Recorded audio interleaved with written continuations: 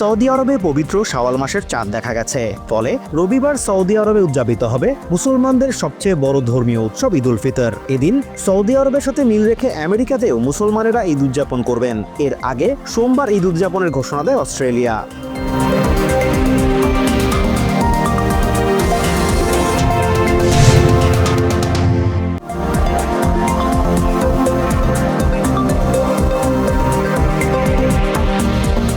US institute of পিসের কর্মীদের ছাঁটাইয়ের notice দিয়েছে ট্রাম্প প্রশাসন। নোটিশ পাওয়া একাধিক কর্মীর বরাত দিয়ে এক প্রতিবেদনে সিবিএস নিউজ এই তথ্য জানিয়েছে।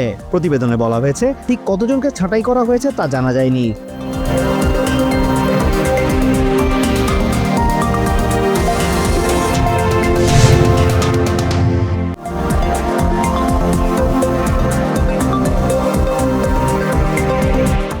এপ্রিলে ওয়াশিংটন সফরে আসছেন এল সালভাদরের প্রেসিডেন্ট নাইব বুকেলে। এল সালভাদরের ভাইস প্রেসিডেন্টের কার্যালয়কে উদ্ধৃত করে এক প্রতিবেদনে এই তথ্য জানিয়েছে এবিসি নিউজ। তবে এই সফরের দিনক্ষণের বিষয়ে বিস্তারিত কিছু জানায়নি তারা।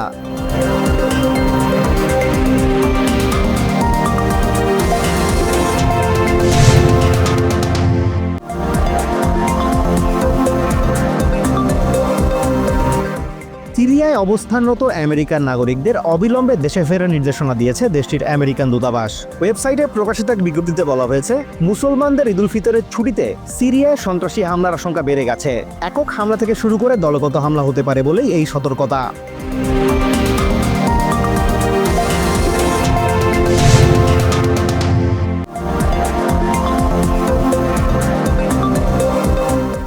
ভারী বৃষ্টিতে সৃষ্ট বন্যায় টেক্সাসের হিডালগো কাউন্টিতে অন্তত 3 জনের মৃত্যু হয়েছে। শুক্রবার সেখানে 14 ইঞ্চি বৃষ্টিপাত রেকর্ড করা হয়েছে। এদিকে হার্লিংটন শহরে জলাবদ্ধতার কারণে আটকে পড়া 2 শতাধিক মানুষকে উদ্ধার করা হলেও আরও অন্তত 200 মানুষ উদ্ধারের অপেক্ষায় আছে বলে জানিয়েছে প্রশাসন।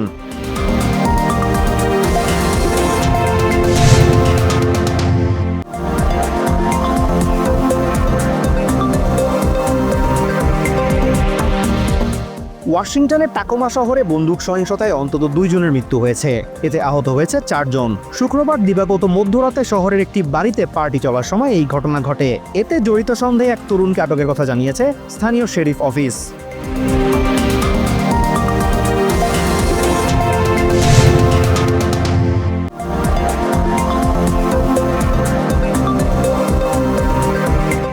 গ্রিনল্যান্ড সফরকালে ভাইস প্রেসিডেন্ট জেডি ভ্যান্স ডেনমার্কের যে সমালোচনা করেছেন তার তীব্র প্রতিক্রিয়া জানিয়েছেন ড্যানিশ পররাষ্ট্রমন্ত্রী ল্যাস লোকি রাসমসন। শনিবার এক ভিডিও বার্তায় তিনি বলেছেন, তার দেশ সমালোচনাকে স্বাগত জানালেও ভ্যান্স যেভাবে সমালোচনা করেছেন তা অগ্রহণযোগ্য।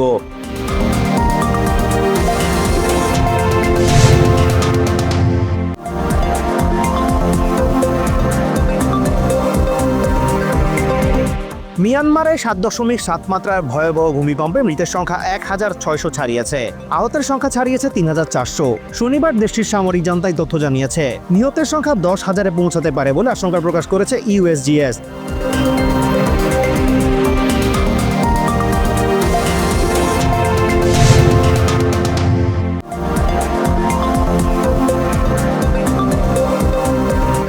পবিত্র ঈদ উল ফিতরের প্রধান জামাতের জন্য প্রস্তুত ঢাকার জাতীয় ঈদগাহ। একসঙ্গে 35,000 মানুষ অংশগ্রহণ করতে পারবেন এবারের ঈদ জামাতে। এবার সকাল 8:30টায় ঈদের প্রধান জামাত অনুষ্ঠিত হবে।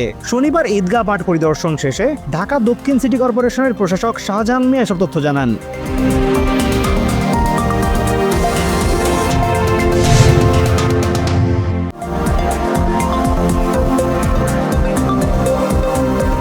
নেপিয়ারের সিরিজের প্রথম ওয়ানডেতে সফরকারী পাকিস্তানকে 73 রানে হারিয়েছে স্বাগতিক নিউজিল্যান্ড। শনিবার প্রথমে ব্যাট করে মার্ক চ্যাপম্যানের সেঞ্চুরিতে 9 উইকেটে 344 রান তোলে কিউইরা। জবাবে 44.1 ওভারে 271 রানে গুটিয়ে যায় পাকিস্তান। ন্যাথান স্মিথ নেন 4 উইকেট।